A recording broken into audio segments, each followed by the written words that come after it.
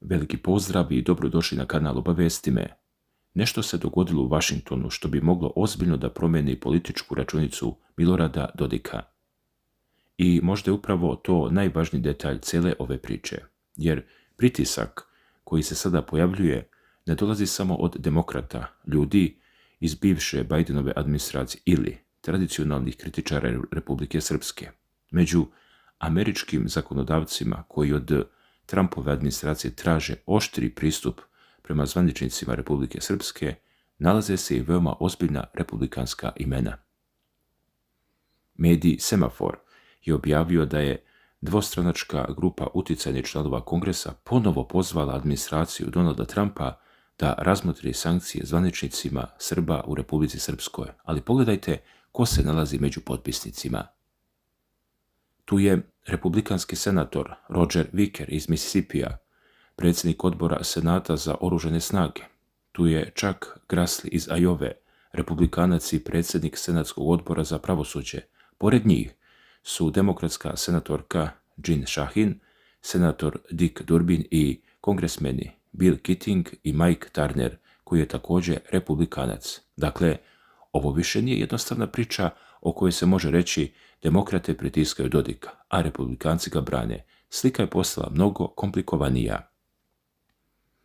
I upravo zato pitanje koje se sada nameće glasi: da li se unutar samog republikanskog tabora u Vašingtonu otvorila borba oko Milorada Dodika i Republike Srpske? Jer samo nekoliko mjeseci ranije slika izgledala gotovo potpuno drugačije. Prema materijalu BIRN-a i bosansko-hercegovačkog poslovnog portala Kapital, Republika Srpska je od povratka Donalda Trumpa u Belu kuću dramatično povećala izdvajanja za lobiranje u Americi. Prema njihovoj analizi dokumenata podnetih Američkom ministarstvu pravde u okviru zakona o registraciji stranih agenata, poznato kao FARA, od početka drugog Trumpovog mandata Republika Srpska potrošila je približno 2,38 miliona evra na lobiranje u SAD. Da bismo razumjeli veličinu tog broja, dovoljno je napraviti jedno poređenje. Tokom čitavog perioda od 2022. do 2024. potrošeno je prema istom istraživanju oko 2,39 miliona evra. Drugim rečima, za relativno kratko vrijeme nakon Trumpovog povratka potrošeno je gotovo koliko tokom prethodne 3 zajedno. To nije sitna promjena, to je potpuno drugačiji nivo političkog angažovanja u Vašingtonu. A onda se dogodilo ono zbog čega danas cela priča dobija dodatnu težinu. Američke sankcije Miloradu Dodiku, njegovim političkim saradnicima, članovima porodice i povezanim kompanijama bile su ukinute.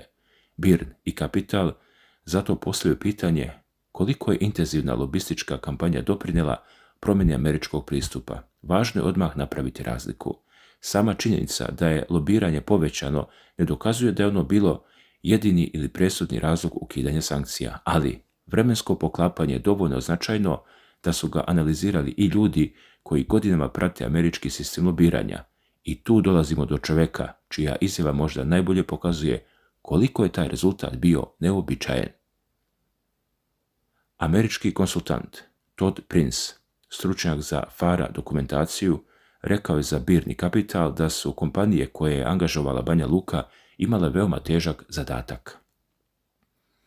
Prema njegovim rečima, Dodik i njegovi saveznici bili su smatrani politički toksičnim u Sjedinjenim Američkim Državama, a onda je dodao nešto još zanimljivije.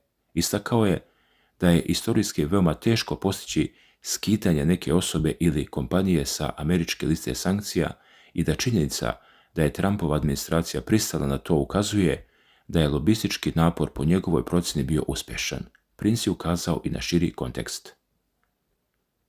Trumpova administracija od 2025. godine bavila se carinama, trgovinskim odnosima sa Kinom, Iranom, ratom u Ukrajini i nizom drugih globalnih pitanja. Uprkos tome, pronašla je vrijeme da rešava pitanje sankcija vezani za Dodika.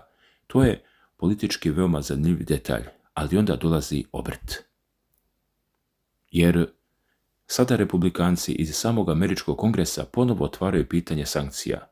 Zato priča više nije samo kako je Dodik uspeo da popravi položaj u Vašingtonu. Sada je pitanje, može li deo republikanaca da ugrozi ono što je Dodik prethodno izgradio sa Trumpovom administracijom. Međutim, prema istraživanju BIRN-a i Kapitala, još tokom Bidenove administracije lobisti Republike Srpske pokušavali su da prenose stavove Banja Luke američkim senatorima. Među ljudima prema kojima su tada usmeravane aktivnosti nalazio se i Marco Rubio, koji je kasnije postao američki državni sekretar. Početkom 2022. godine fokus je počeo da se pomera prema direktnim razgovorima sa političkim i administrativnim zvaničnicima. Pominje se Robin Brooks, tadašnji direktor u okviru State Departmenta, ali i republikanski kongresmen Robert Aderholt.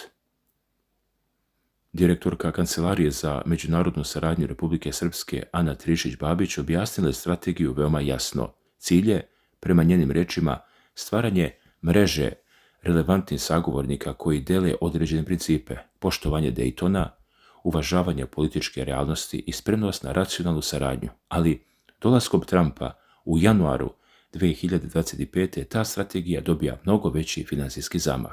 Republika Srpska angažuje 4 nove firme.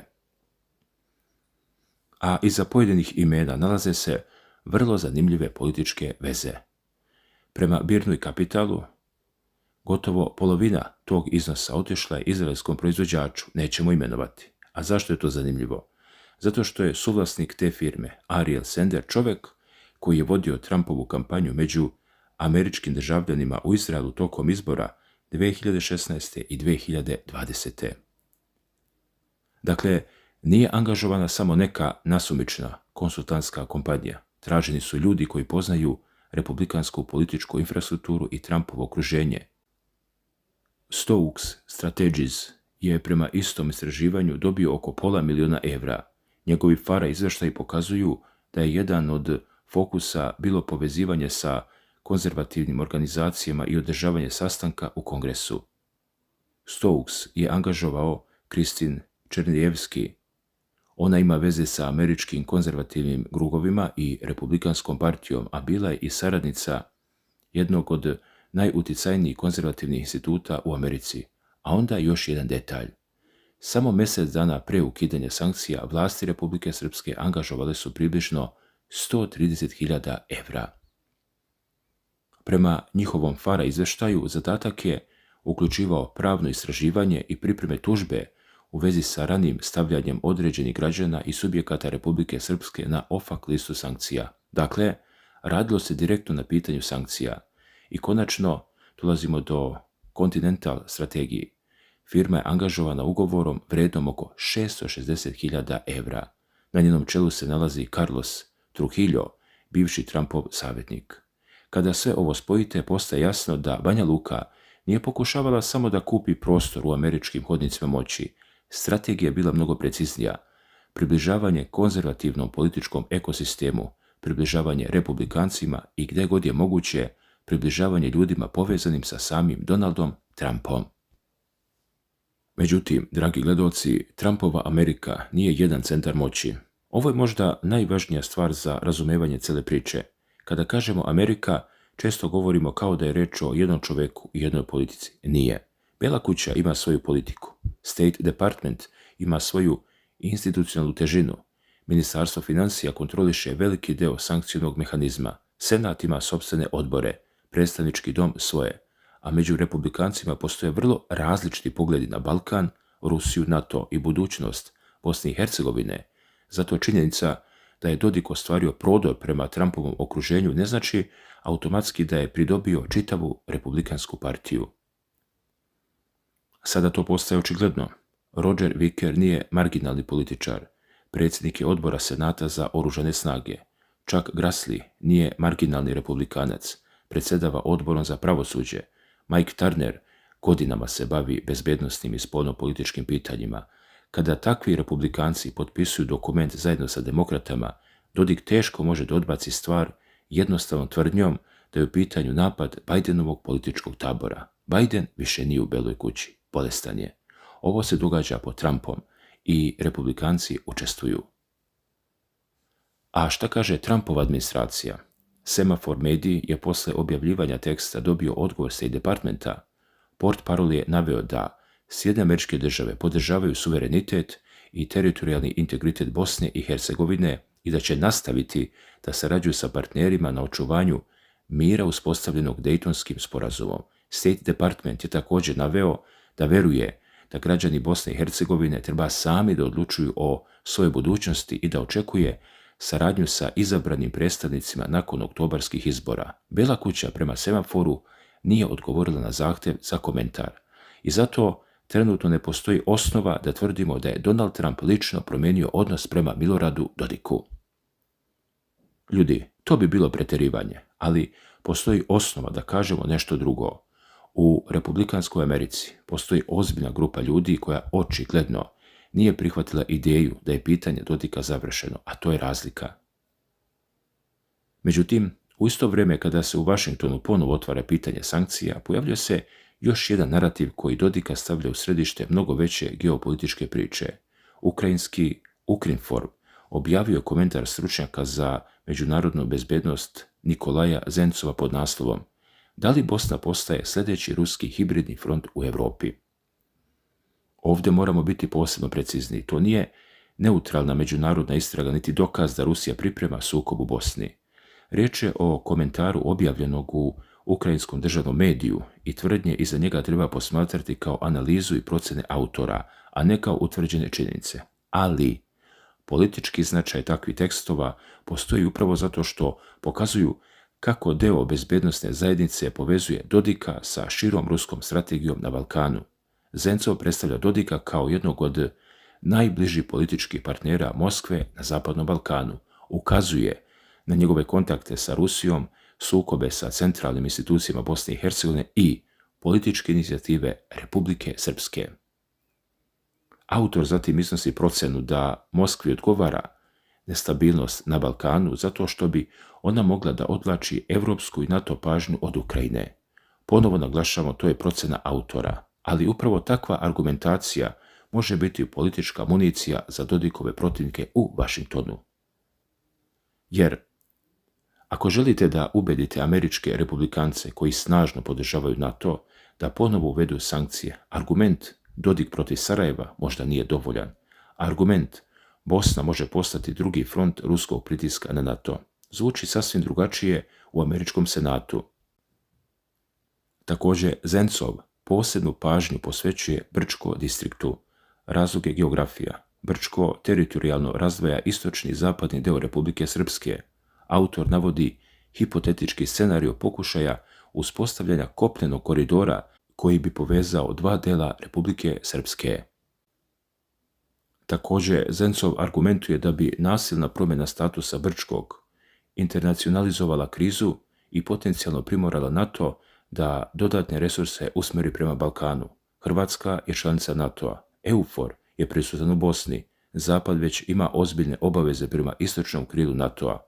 Zato se u toj analizi Bosna ne predstavlja samo kao unutrašnji problem, već kao potencijalno pitanje ukupne evropske bezbednosti.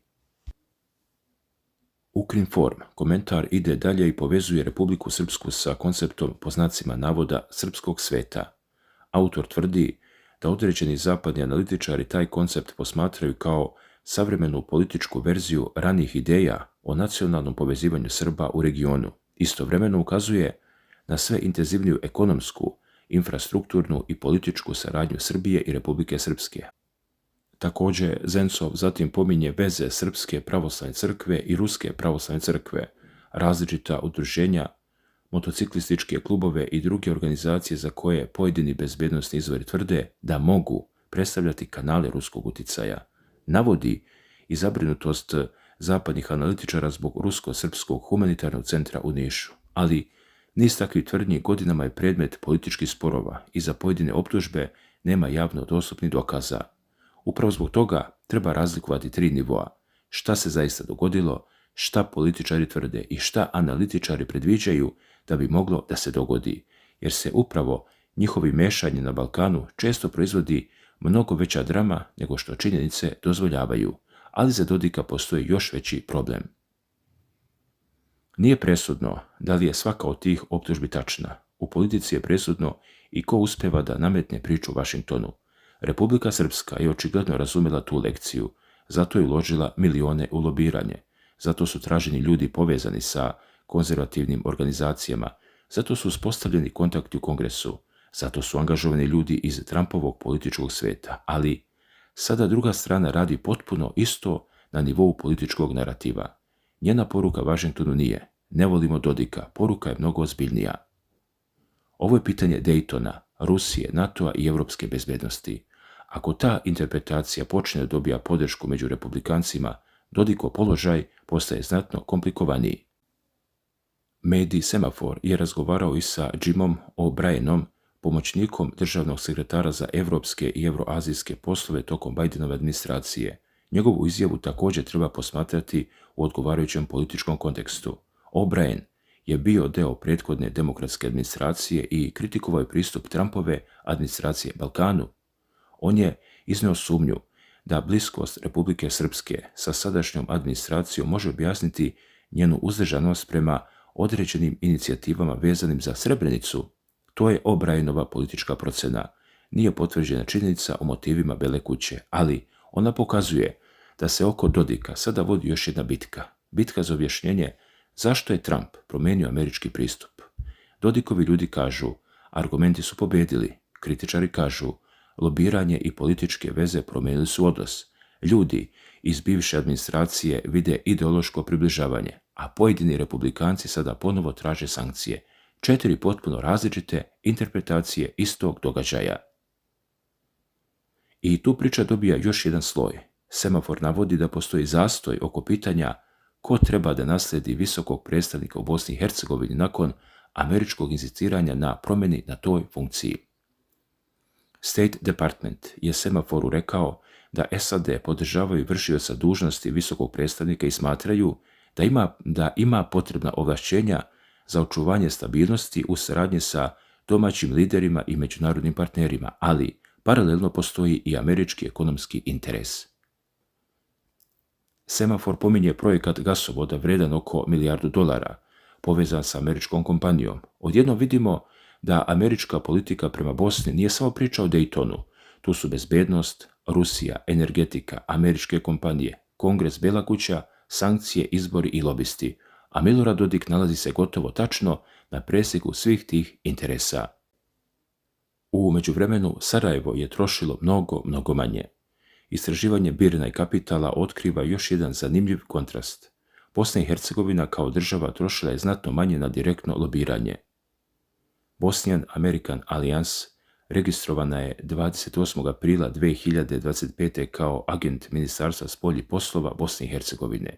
Organizacija navodi da radi na jačanju odnosa Amerike i Bosne. Prema dostupnim dokumentima, usluge ministarstvu trebalo je da pruža bez naknade.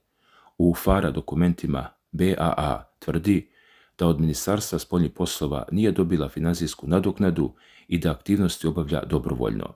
Njeni predstavnici sastajali su se sa ljudima iz State Departmenta, Saveta za nacionalnu bezbednost i Kongres. Teme nisu bile samo politika, razgovaralo se i o kritičnim mineralima, trgovinskim misijama i tečnom prirodnom gasu. Zanimljivo je da je BAA također angažovala Continental Strategy, istu firmu koju je angažovala Republika Srpska. Ljudi, to vam najbolje pokazuje šta je današnji Washington. Ista lobistička kuća može raditi sa različitim stranama koje imaju različite političke interese, jer lobiranje nije prijateljstvo, to je posao pristupa centrima odlučivanja. I šta se onda zaista dogodilo? Kada skinemo sve velike reči, dobijamo fascinantnu političku situaciju. Milorad Dodik je godinama bio pod američkim sankcijama. Republika Srpska zatim značajno povećava ulaganje u američko lobiranje. Angažuju se kompanije i ljudi povezani sa konzervativnim i Trumpovim krugovima. Sankcije bivaju ukinute. Dodik dolazi u Washington, deluje kao da je napravljena jedna od najvećih promjena američke politike prema njemu u posljednjih 10 godina. A onda iz istog tog Washingtona dolazi novi zahtjev za sankcije. I među ljudima koji ga guraju nalaze se republikanci. Tu leži pravi obrt ove priče. Ne u tvrdnji da je Trump krenuo na Dodika, zato sada nema dokaza, nego u činjenici da je deo Trumpove republikanske partije spreman da vrati pitanje sankcija na sto uprkos prethodnoj odluci njegove administracije. To je mnogo preciznije i politički možda još zanimljivije. I zato pitanje više nije samo šta Dodik radi s Amerikom, pitanje šta će Trumpova Amerika na kraju uraditi sa Miloradom Dodikom. Hvala na pažnji.